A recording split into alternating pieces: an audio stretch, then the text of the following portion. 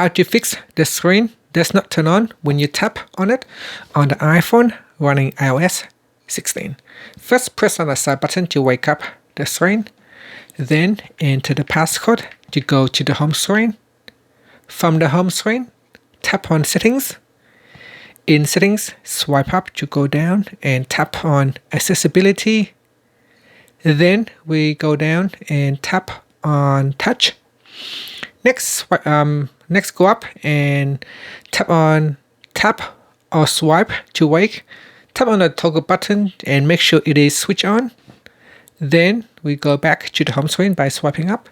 Now if you lock your screen and the screen turns off, you can see that if I tap on it, this time the screen will wake up. If I swipe up from the bottom here, from the bottom edge, if you swipe up, then it should turn on the screen.